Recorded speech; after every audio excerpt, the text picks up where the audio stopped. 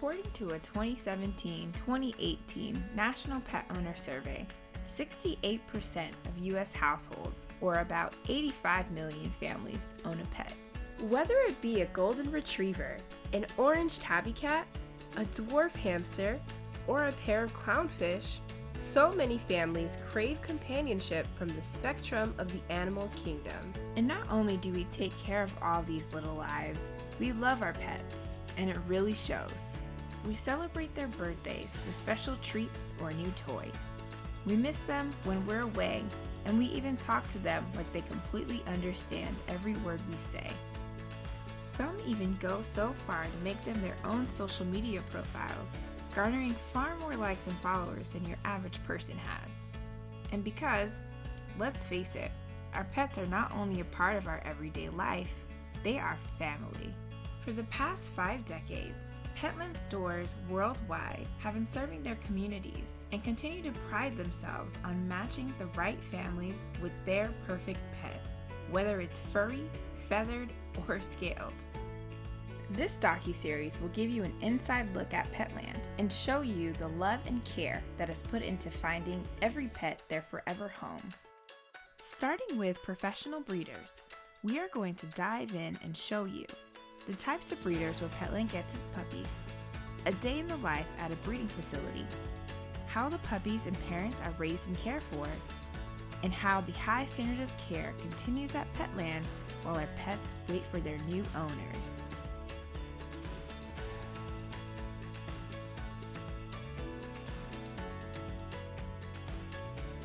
A Petland Cares docu-series, Petland, an inside look.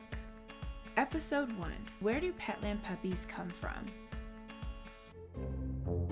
With over 80 corporate and franchisee-owned locations in the U.S. alone, Petland stands out as the #1 retail seller of purebred and designer breed dogs in the country. Having this title is no easy task, and it does not stem from the number of puppies we send home, but rather from our collective mission to raise the bar when it comes to animal husbandry and our commitment to our pets and the people that love them. This title also comes with enormous responsibility. It takes a tremendous amount of effort and time to develop sources who raise puppies in a professionally regulated breeding environment, and that also go above and beyond the standard of care for all of their animals, both puppy and adult. Which brings us around to the question, where do Petland stores actually get their puppies? Well, a variety of sources, but primarily USJ licensed and inspected breeders that we go and visit, and we check out their facility and the care that the breeders give to their pets.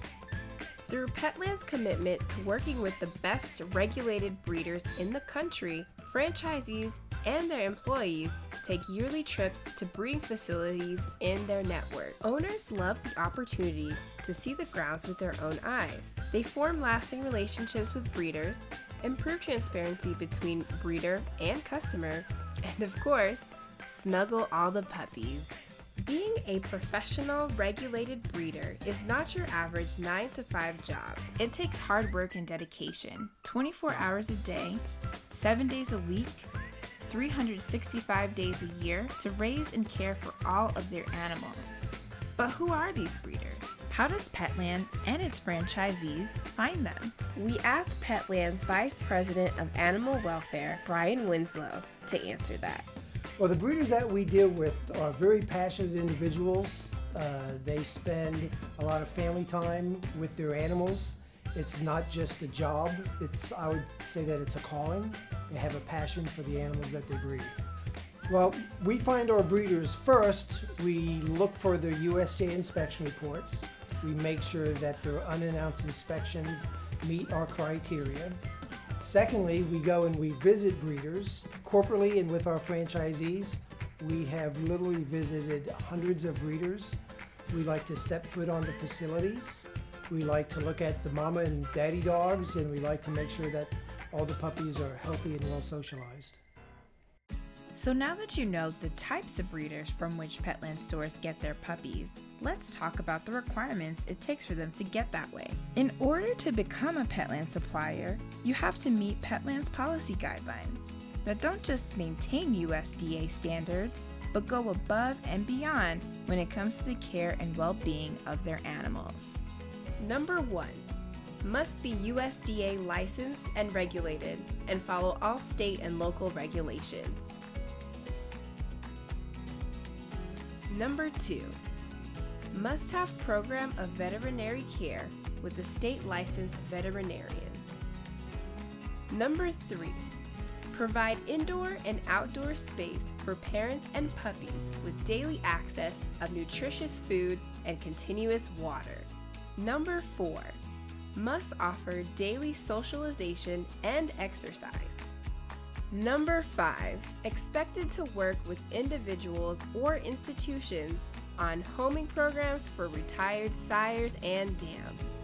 Petland prides itself on having strong policies intended to ensure that puppies sold in Petland stores come from professional, regulated breeders who always put their animals first. Now, what happens if a breeder falls below our standards?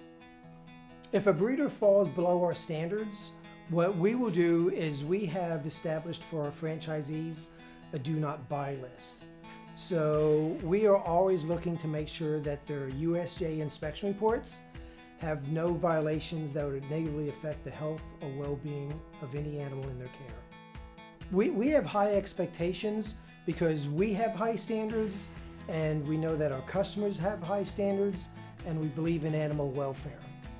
Well, at Petland, going way back to our founding, we have a mission, and that mission is to match the right pet with the right customer and meeting the needs for both. And in our store, if we go to work every single day thinking about that mission, we will always do right by the pet and by our customer. And that concludes the first episode in our highly anticipated Docu-series. Want to see why Petland is people's most loved choice for finding their new family members? Take the time to stop by your local Petland and speak with our friendly, knowledgeable pet counselors today. You might just find your perfect pet waiting for you.